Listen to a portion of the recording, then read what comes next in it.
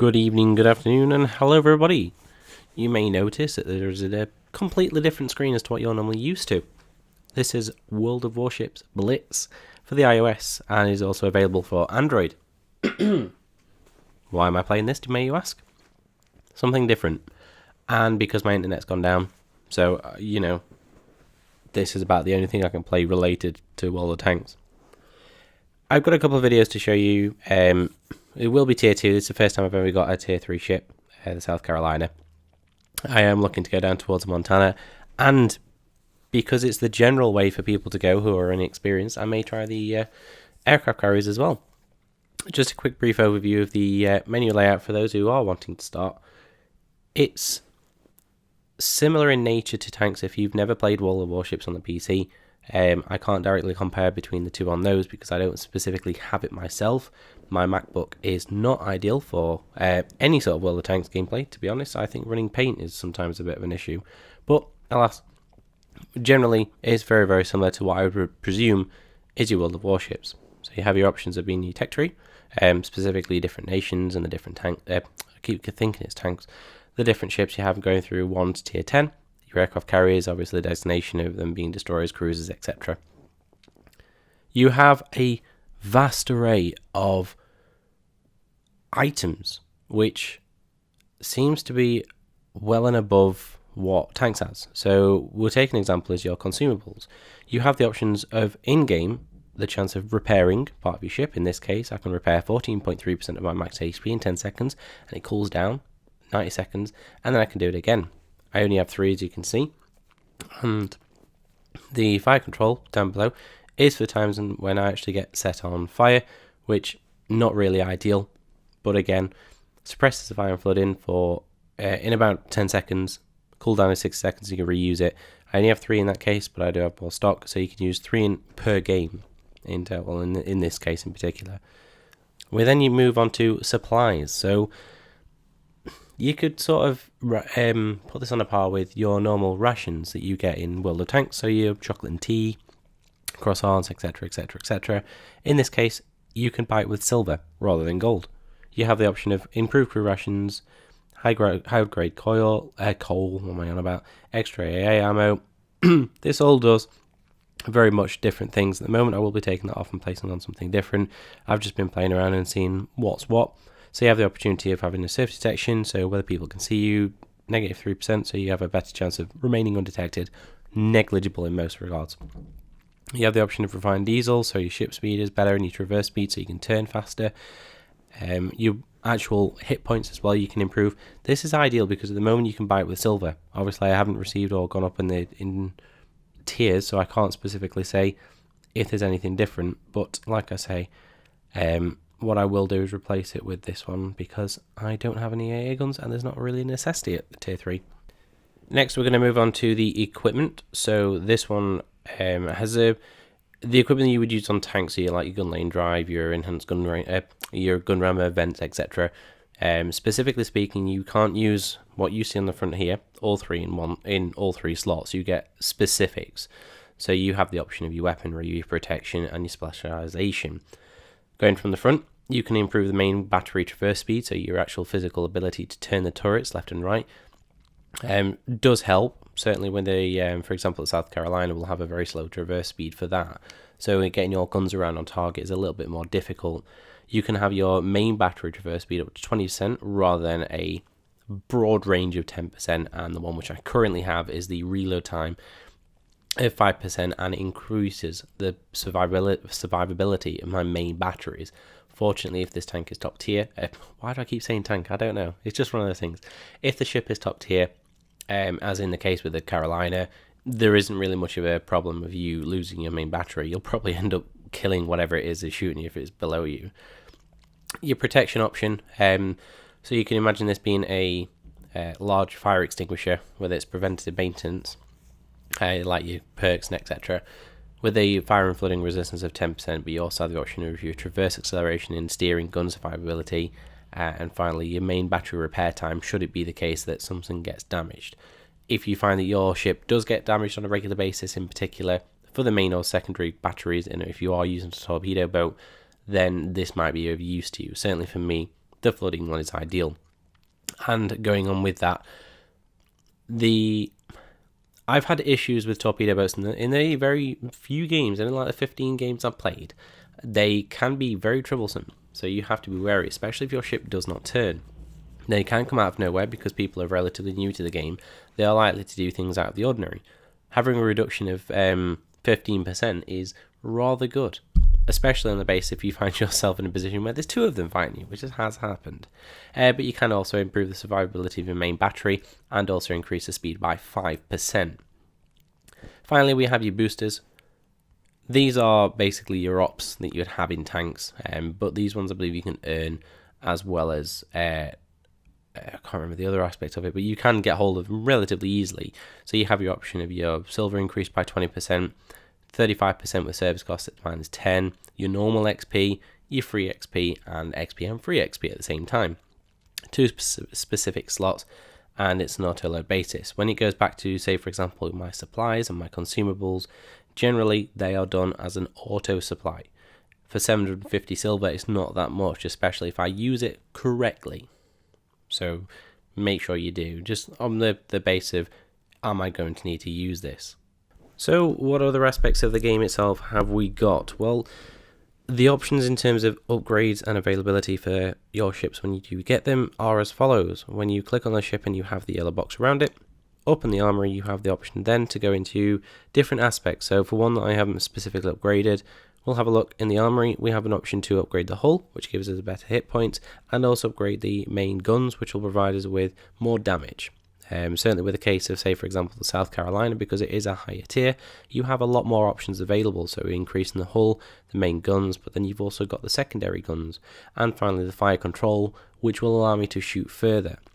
Obviously, the more or the higher the tier that you climb, or specifically the type of ship, whether cruiser, destroyer, torpedo, aircraft, etc., you will find different varying options to complete. Fortunately, through the lower tiers at the very least, you can see it's relatively simple and easy cheap to upgrade to the maximum amount. So there isn't really a reason for you not to be running around with a fully upgraded ship, murking everyone because that's what you can do. The premium account or the premium shop, well, it's very similar to World of Tanks, as you probably already well know, and I would presume World of Tanks Blitz. You have your options of your specific bundles that you have together, so you can have silver, gold, all to one. Buy a premium ship, you get some premium time with it, and if you somehow got £100, okay, let's ignore that one. So for example, we'll go back to this one in particular. You get your premium time, you get camouflage, you get consumables, and you get your ship. Very, very simple, pretty much exactly the same as before. Options for gold, again, this is the purchasable option. The more gold you buy, the more in terms of a bonus you get, and you can use it within game. It's like a first time gold bonus, and might be of interest to myself if I do end up playing this game a little bit more, depending on how you react within the comments and see what you think to it. I might pop some more videos up and see if I can get more into the game. And again, for those people who want a dollar bill left, right and centre, make it rain, there's a £100 box for you. Or in dollars, that's probably about 150, 160 US dollars. Your premium ships, going from what is the tier 3 all the way up to tier 6. Very, very simple. Because the game's only just come out though, there isn't really much in terms of an option available for you. But I would say this, if you are interested in buying a premium ship, firstly, have a look online and see which one you like. Have a look at the review. Make sure you think it's worth getting. And second, play the game without buying the ship in the first place. Learn the controls, learn how the game plays, get a grip of how it works before you go in and wallet warrior the place. Because you'll probably find you're disappointed when your premium ship gets wrecked by someone who's using a normal ship, or just in general, because you don't know how to play it. The premium account, I wasn't too sure with, so you get your regular 1, 3 and 7 days, but there isn't an option for a 30-day only. So this could be just the way it's going at the very start for them to make a little bit more money from it, or whether it's a case that they don't plan on implementing a 30-day only premium time, because quite frankly, I'm not going to spend 30 quid just to get 100 gold and times through chest with 30-day premium. That is out of the question, personally, but there may be some people that will benefit. And finally, you have your amazing loot crates, which I say very sarcastically, even though my voice doesn't quite pick it up. Fortunately, you do have the option of doing it with silver if you wish, So you have the option of getting blueprints, silver, gold, and some consumables. And obviously, if you were to pay gold, you'll have a better option of more sort of prizes and better prizes. So more silver, the option of a premium ship if it does pop up, better blueprints, and again, you have the further availability of better rewards the further you go up. Just be careful with loot crates or loot boxes in general, because they can shaft you to high hell, so do be aware. Without further ado, we are going to pop into a game. What we'll do is we'll play the tier 2, and if I have it available, we'll do the tier 3 as well. Depends on how much time it takes, because the video might be a very, very long one, so I might pop them into 2 and just have 1. But we'll see. We'll leave it as a surprise. Obviously, you'll know if you see the time below, but don't look at that. That's cheating. So what do we have as our first game? Well, we're in the tier 2. This is the Chester. So it's one of the first ones that I got as a American tank. It's a cruiser. Currently speaking, it's fully upgraded as well. Due to the fact that you have the option of being able to do that relatively early on, it's extremely easy to do. 14,000 hit points is not too much when you consider that when you have tier 3 tanks, I keep saying that all the time, tier 3 ships, they can rip you apart with AP ammunition.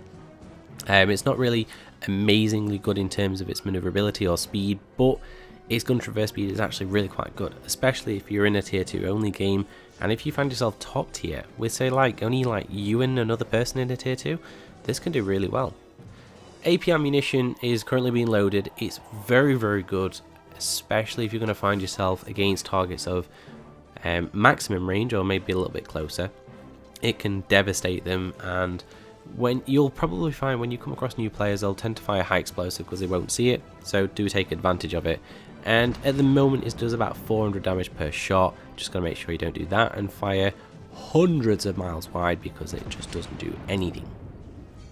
What I'm just trying to do at the moment is get shots in. You can see in the top left hand corner you have a very, very small mini map. Now this is really large on the screen, but believe me, on the mobile it's really small and it's difficult to see, which again is just another problem with the game. Just an inherent problem, one that is difficult to get around. The people that you see the colon at the start, they're the AI, so generally speaking, because of the low population, there is a lot of AI in this game. Certainly in the AI battles there will be, no shit, but in the case of normal battles, if there can't be enough people in it, they will slap them in. They're dumb, they drive in a straight line, they just go out and spot. They're not really worth going for. You tend to want to go for actual player ships that don't have that. Unfortunately, I wasn't spotting anyone until I came across the other Chester, Mr. Nelson. So I'm turning about just to make sure I can get all my guns trained on him. As you can see, the LR icons are moving across, and I'm going to pop some AP ammo, just trying to aim a little bit further forward so I can make sure I get as much of the salvo into him as possible. Fortunately, either he's aiming really short or really wide, because he doesn't seem to be hitting me or getting really close until late on, in which case I'm already dealing with damage to him and someone else is as well. The zoom feature is relatively good, but again, just gotta be wary on how you place your thumbs, because it can be a bit of an issue. Now, the other problem I found with this, per se for me, and I suppose it will be something I'll get better at, is that in bino view you are very much sniping, so you have to be aware of the map in the top left hand corner as to what you might be running into. At the moment, if you tend to shoot and then pop back out, it'll be a lot easier, you can find out what you're doing, but just be wary, because you are likely to ram into a iceberg. Although nothing like Titanic will happen, it's still not ideal, because then you have to reverse out. Coming up to about midway in the game, you can see the points at the top. So you have specifically designated ships create more points for your team or the enemy team, depending on who is destroyed. If one team caps the base and the other one obviously doesn't, you get a maximum of 1,000 points. The first team to 1,000 wins the game. Currently, because the games are relatively short, you don't tend to find that people cap. Although I have won games by cap now, it's not something that you'll find on a regular basis. It was only because the two other ships in general had literally buggered off to the other side of the map, so there wasn't anything you could do to find them.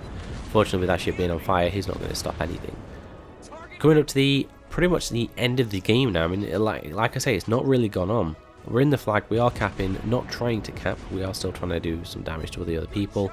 AI again, let's YOLO forward, because why not? Ends up getting absolutely hammered. And the last tank, because the one I was shooting, Nelson, he's going to be in the top right hand corner. Unfortunately, he does detect me, but that's not really too much of a problem. He's probably detected another ship next to me, and he's going to be dead soon. There's little he can do. This is another case of lemmings and questionable gameplay. This is inherent in all tier 1s in all the games of World of Tanks, World of Warships, and World of Warplanes as well. So do be wary of it. Don't be disgruntled, don't be disheartened. It is going to happen, but do carry on, because you will get in games where you will actually win. And at the same time, you are learning. So just be sure that you're not going to go into the game with negative thoughts, or if you're finding, like I did, I lost like 6 in a row. My win rate's 40%. That's absolutely toss, but I am playing it brand new, and I've never played this before, even on the PC. So I'm happy to cut myself some slack, and I am trying to learn how to play the game, because why wouldn't I? Fortunately, I get the last kill on the guy. He runs off into oblivion, sinks to the bottom of the ocean. We win 982 to 681. Would have been a game that we would have actually won a little bit more, maybe if we capped it, but what's the point? Let's cap everyone.